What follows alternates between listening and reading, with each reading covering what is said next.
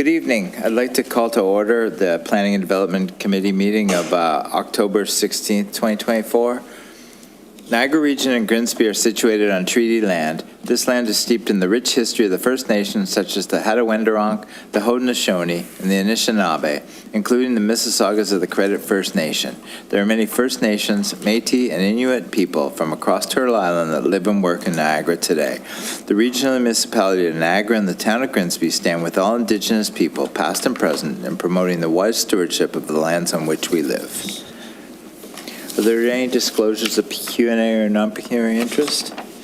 Seeing none, can I have a mover and seconder to approve the agenda? Moved by Member Potter, seconded by Councillor Bradzi. Moved by Member Potter, seconded by Councillor Bradzi. Resolved that the agenda for the October 16th, 2024 Planning and Development Committee meeting be approved. All in favor? That's carried. Can I have a mover and seconder to receive the previous minutes? Moved by Member Drew, second by Councillor Frake. Moved by Member Drew, second by Councillor Frake. Resolved that Planning and Development Committee minutes of October 2nd, 2024 be received. All in favor? That's carried. Now we move to discussion reports, PA 24-35. Can I have a mover and seconder to get the official plan review update on the floor for discussion? Councillor Frake. Member Drew. Good evening, Terry.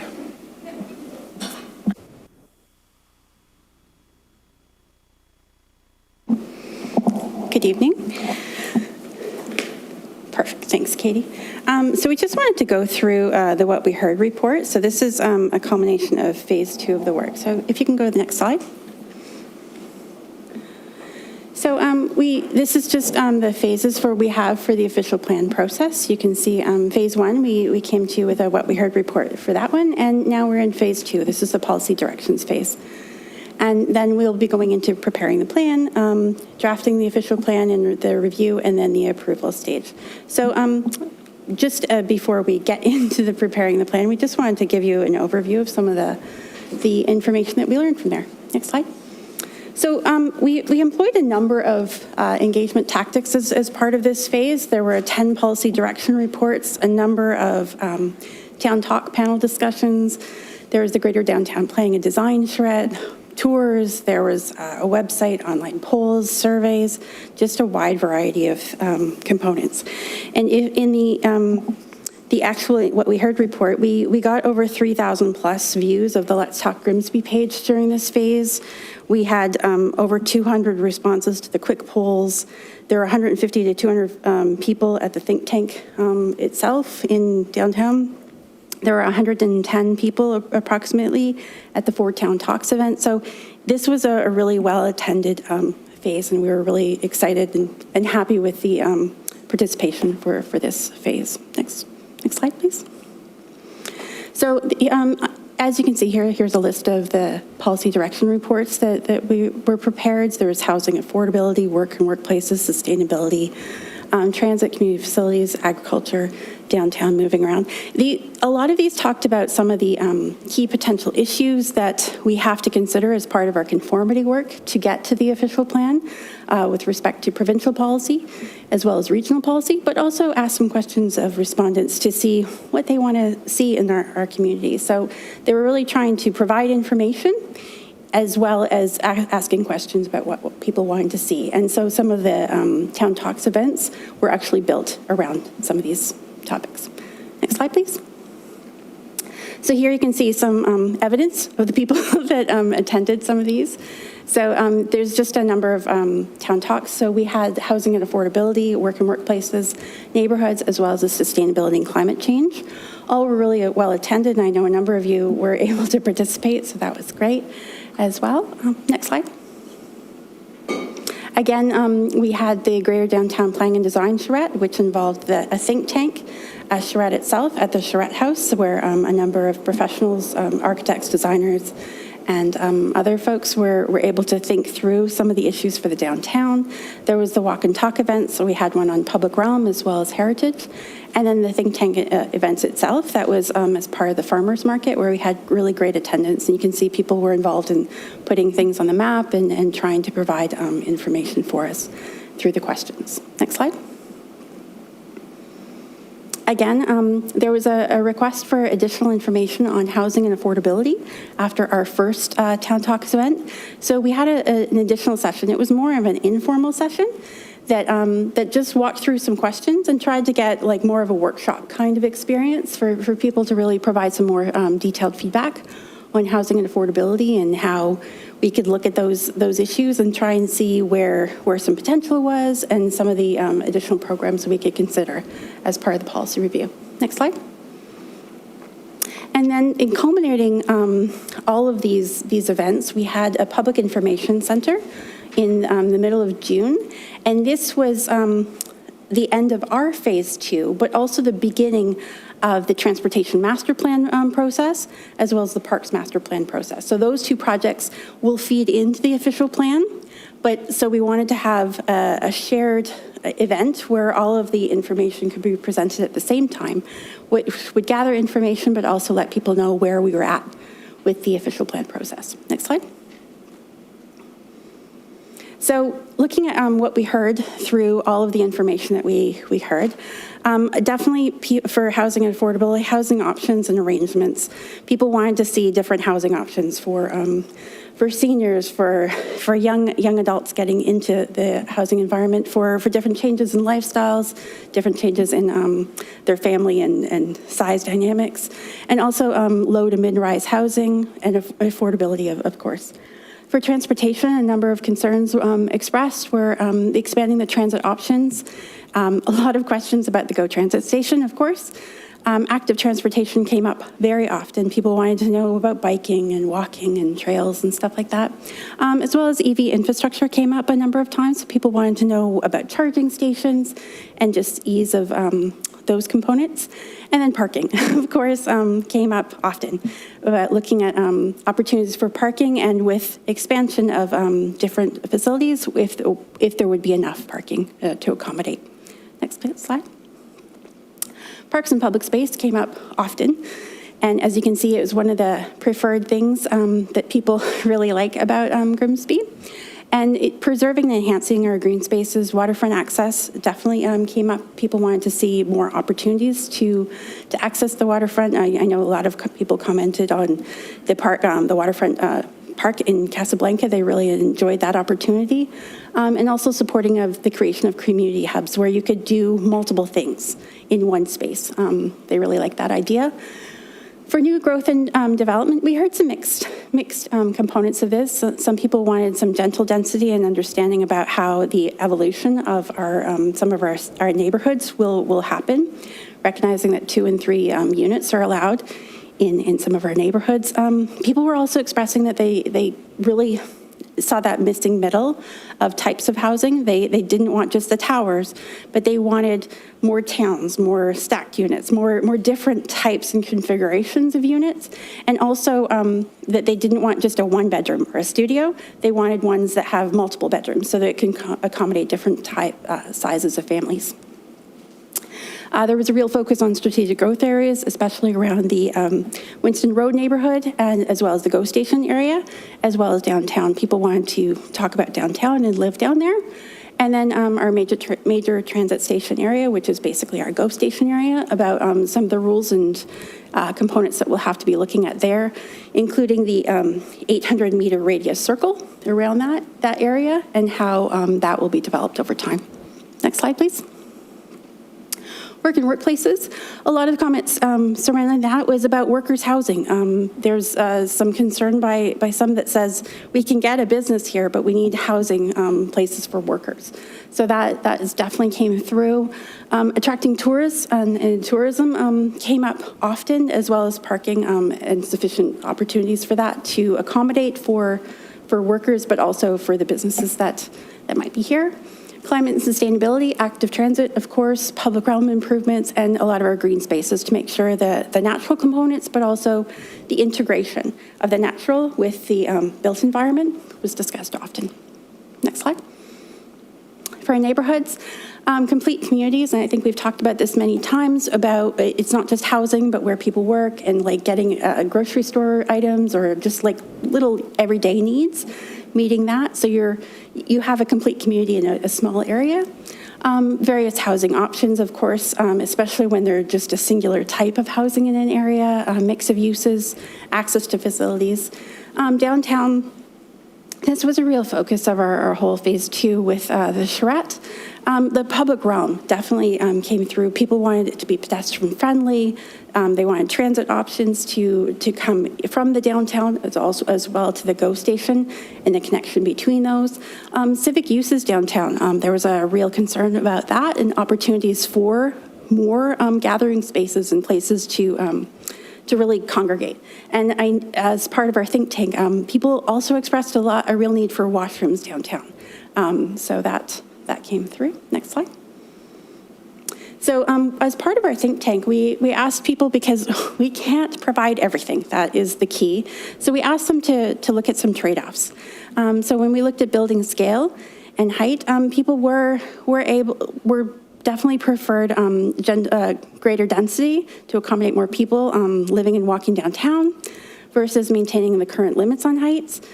So there were people that were definitely in favor of that. Parking choices, they definitely preferred the option of having like town-owned parking facility, maybe a structure, versus individual parking spaces for each individual property.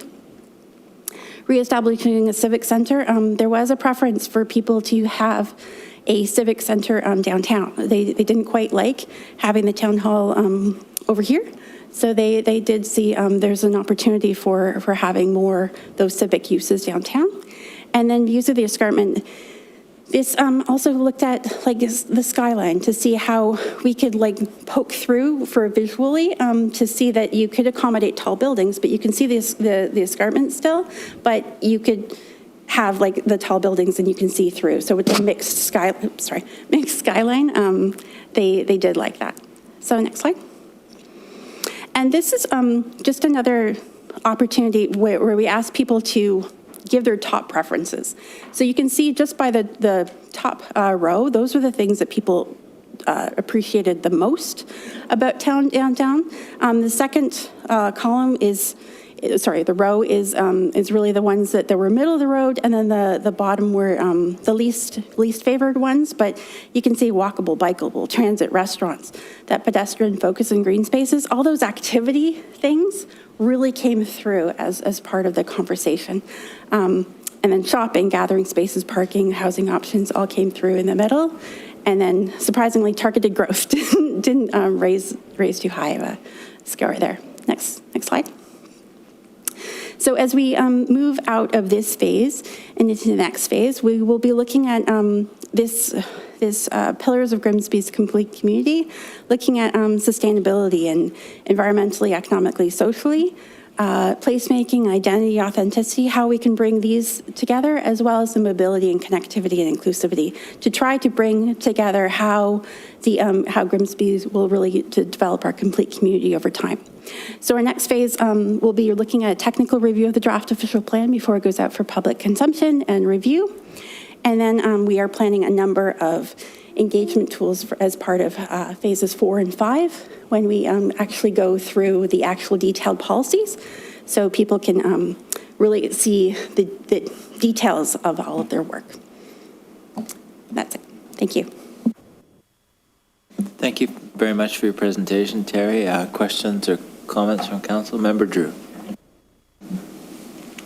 Through the chair, first of all, thanks to all of the staff for the work that they've put in through the events, the charrette, various activities to gather public input, and you obviously have gathered a lot of that, so I commend the efforts so far. I know we're not at the stage of defining all the specifics yet. However, I guess I'd like to explore a couple of areas as to, what potentially are the possibilities or the feasibility of a couple of aspects of the feedback that have been given. First of those is parking. What are the, and again, I understand you haven't planned this because we haven't finished the official plan yet, but what are the possibilities or potential for improvements in parking? I'll answer, and then maybe Harold can jump in after.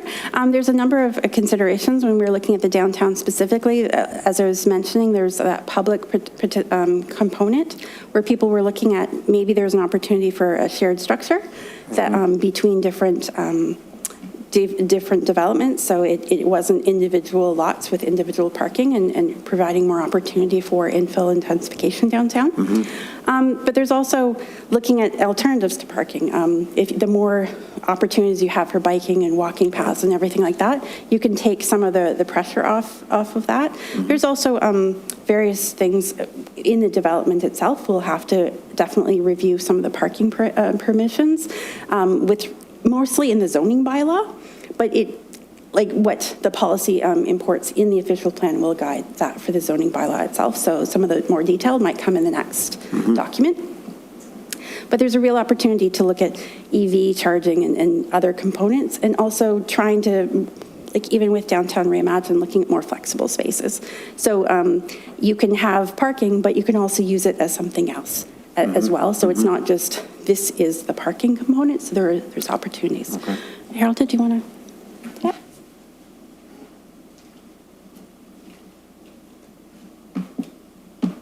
Through you, Mayor. I think Terry did a good job of answering that, but I just wanted to maybe reiterate we did explicitly ask the public questions that solicited some sensibilities about parking, and I wouldn't say that parking was a resounding issue that people identified in downtown at all. So it was not parking or finding parking or lack of parking never resonated at all as a priority or an issue. So I think that whether that's an accurate reflection of the reality may be just. Anyhow, if parking was as big an issue as I think some stakeholders would think it is, I think it would have at least appeared as a concern. Second of all, when we pose the question of the opportunity to we did a series of questions around trade-offs, and one of them asked about how important was it to infill in the downtown, given that we're right now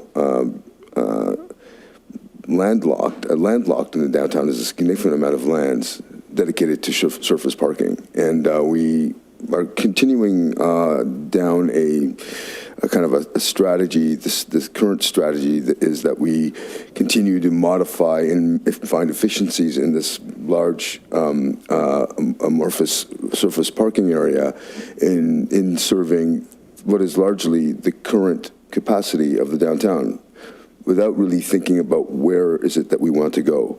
And I think that we posed the question about the opportunity for infill and the displacement of parking into a shared parking structure.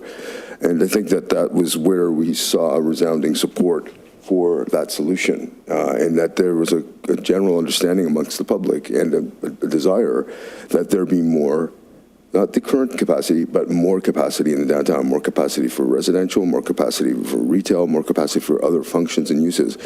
Currently in downtown, it is at a stalemate, I would suggest, because of the limitations of parking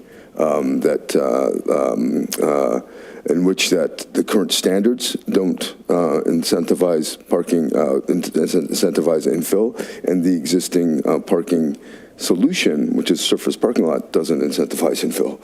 So we need to think boldly moving forward about the downtown and where we really want to go. If this is about seeing a thriving, successful, vibrant downtown, that I think Grimsby deserves, I think we need to put our money where our mouth is and think boldly about solutions that are going to release these lands. And the only way we're going to release these lands is if we find a solution for the parking matter, and so that it's set aside and it's no longer the bottleneck and it's no longer the tail wagging the dog. And so that we have that out of the way, and all of a sudden you'll see the pressure cooker around parking issues, which continues to dog our development proposals here, will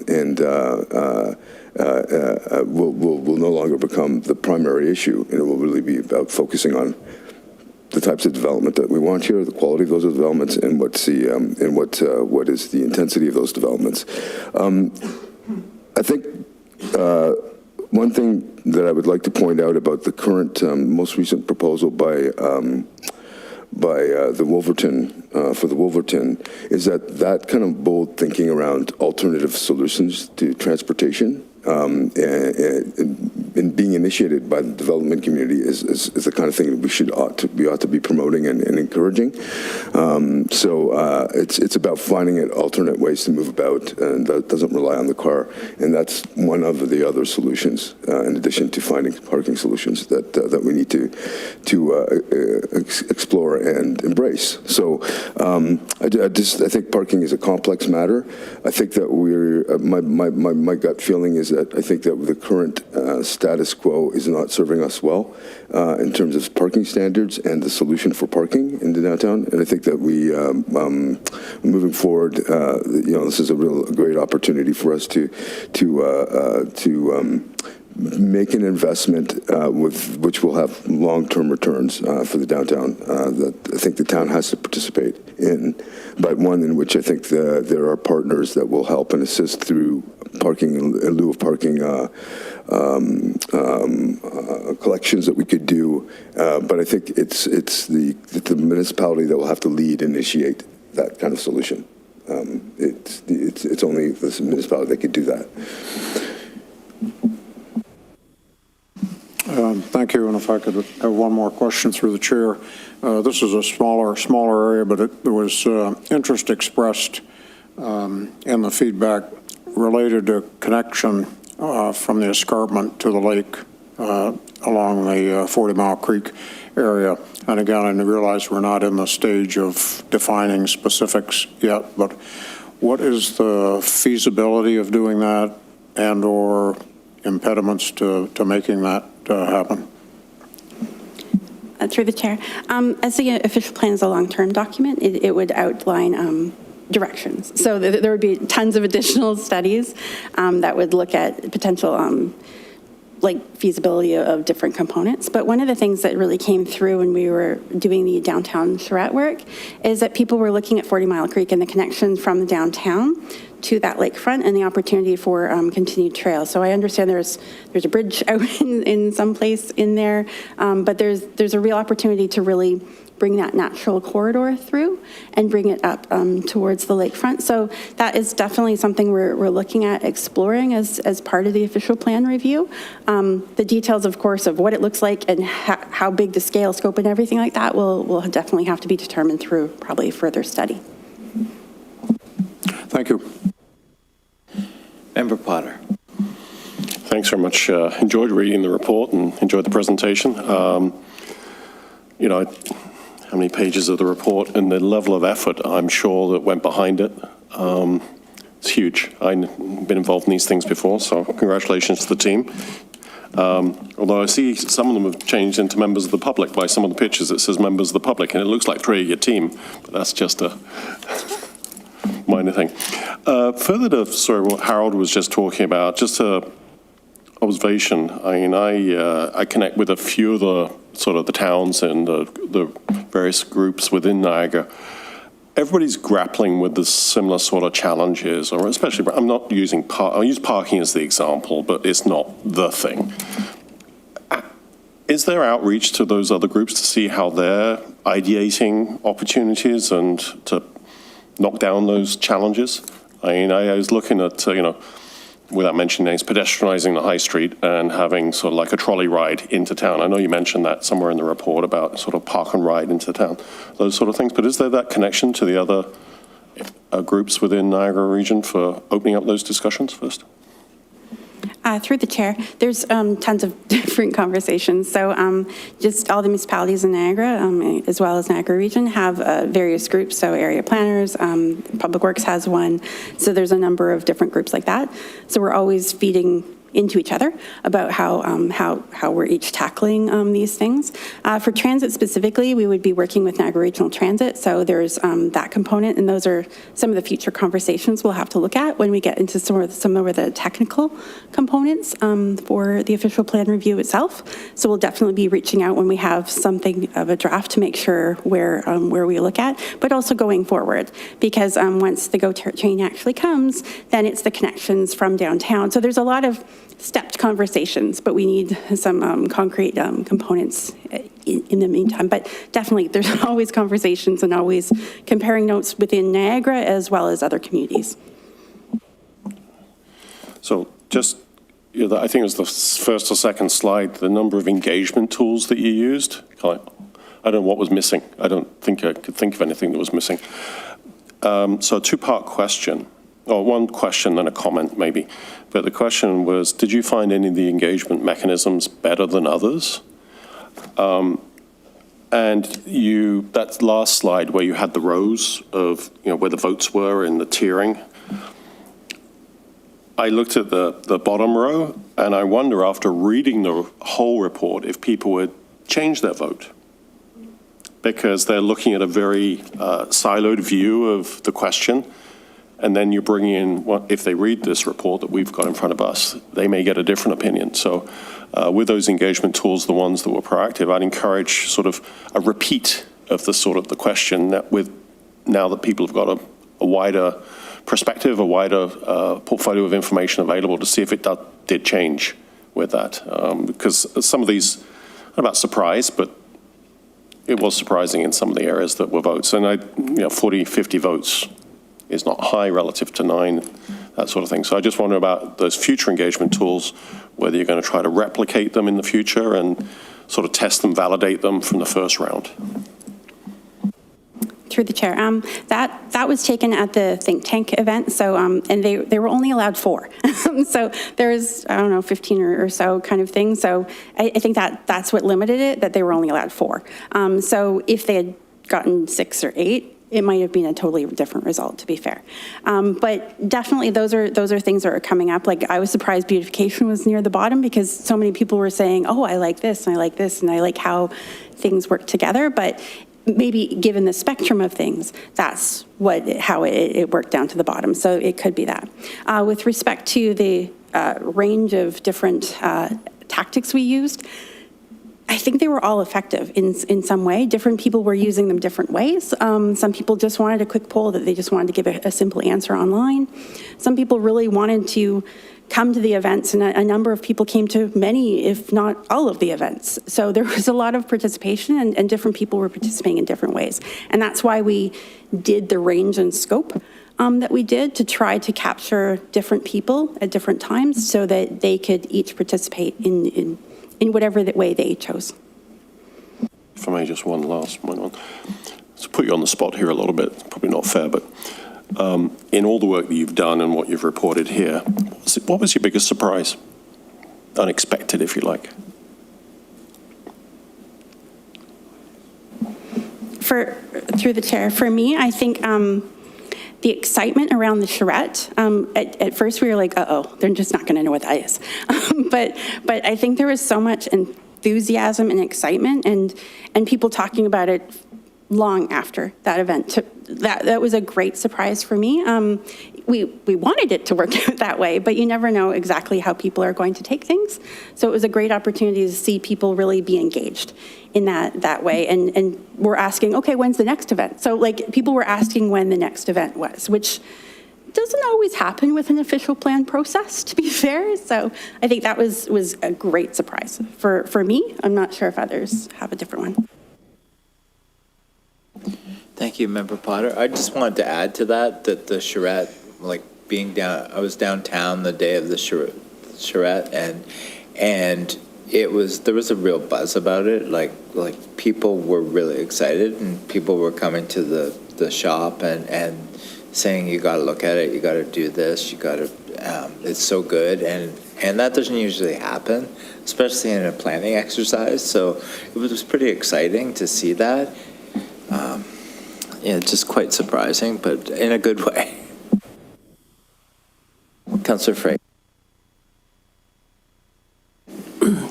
Thank you, Mayor Jordan. Not so much a question as an observation. By the way, this is an absolutely fabulous report, and I think it's a great piece of work to move the town forward with our official plan. When I read most of it, most people seem to be more focused on the downtown with their comments and with their suggestions and so on and so forth. Downtown, when I say down like Main Street, there doesn't seem to be a lot of interaction or suggestions or with what we call Grimsby on the Lake. It seemed to be kind of missing from here a little bit. Did we not get a lot of or very many participants from that part of town, or do you think that's why we don't have anything around that area, that comments around that area? Because that's where most of the actual intensification is happening. It's just, I guess it's kind of a question, but also an observation. Am I observing that correctly, or am I off base here? And by the other thing is, I was pleasantly surprised that parking wasn't the biggest issue. So that was great. You can comment if you want.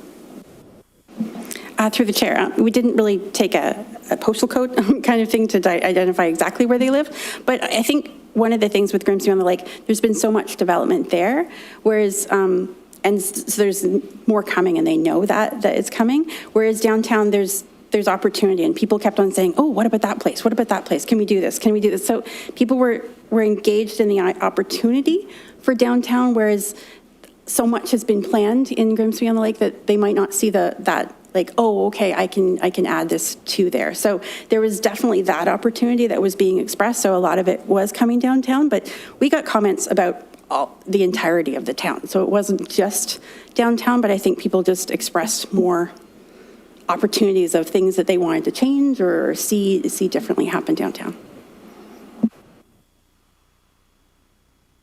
The other observation is that most of the feedback we're getting is mostly from residents. I didn't see a lot of feedback from investors or business people or anything along those lines. How do we get them to participate in this particular project? Because employment and there's a lot of development coming to town, but there didn't seem to be any of those types of resources or those types of people participating in this particular exercise, which is really a little bit disappointing on the one hand, because where I come from the the corporate world, the economic development world. So I'm just curious as to why maybe there wasn't more of that trapped or captured in here as well. Through the chair, there is definitely, people weren't identifying as, I'm this business owner. Like we had the Work and Workplaces event specifically, and we had a number of people working from various industries there.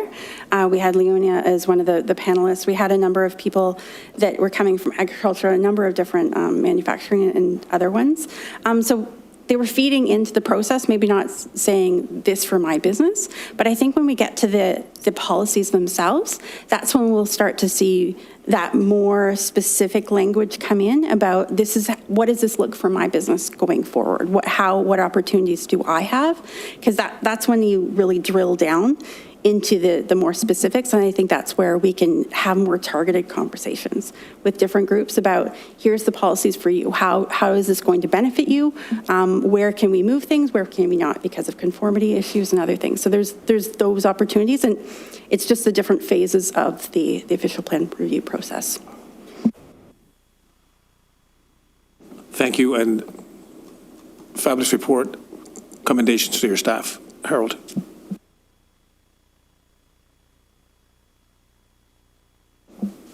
Councillor Bradzi. Thank you, Mayor, through you. Also wanted to congratulate, this is a fantastic report. It's very nice to see data come back from the residents that validate kind of a lot of what we're doing.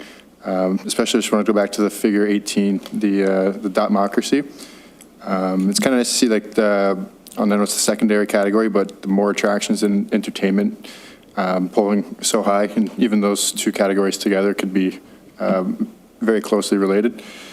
Looking forward to actually getting and seeing the draft plan, but just again wanted to commend staff for all their work thus far. Great job.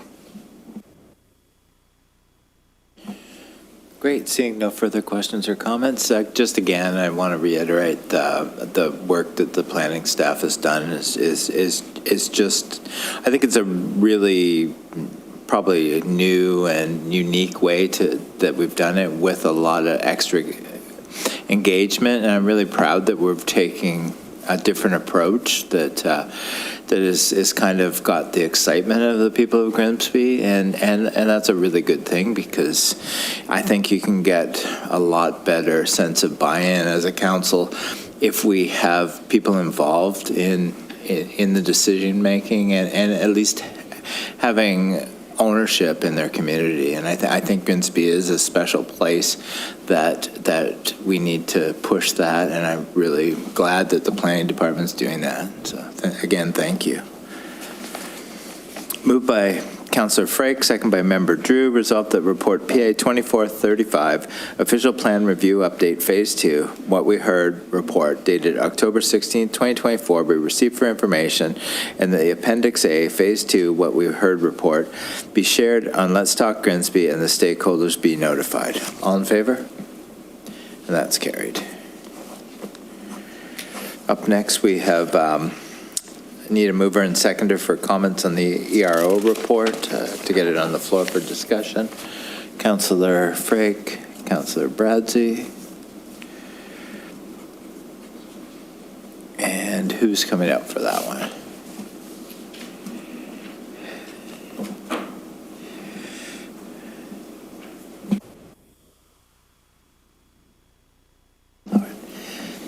Thanks, Lauren. Yeah. So through you, Chair, there's no precise presentation for this, but I'd be happy to take any questions. Thank you. Okay, great. Questions or comments from planning? Member Drew. Yeah, through the chair, a question related to the aspects of potential modular use as it related potentially to additional residential units. And I'm not sure the requirements that are there. I'm assuming if someone, for instance, has an existing residential unit and there's sufficient space that they want to bring in a small modular unit, I'm assuming provided setbacks are okay, and that providing the right services, electrical, water, sewage, and so on to a unit, that provided there's space on the lot, they can apply to place another unit on an existing lot. Is that correct? Yes, so as long as the unit complies with the town's bylaws, specifically the zoning bylaw, as well as the building code, and is on an eligible lot, so that is within the settlement area, it is fully serviced, and it's a single semi or a town, that should be possible, again, if the lot size, yeah. Thank you. Great. Seeing no further questions from planning. Moved by Councillor Frake, second by Councillor Bradsey. Resolved the report PA 2436, comments on ERO 019-9210 regarding additional residential units, ARUs, dated October 16, 2024, be received, and that Planning and Development Committee recommend Council approve the comments regarding the proposed amendments to the Ontario Regulation 299/19 be provided to the province. All in favor? That's carried. Is there any other business this evening? Seeing none, the next meeting of the Planning and Development Committee is scheduled to take place on Wednesday, October 30th, beginning at 5 p.m. Good evening, everyone. Meeting is adjourned.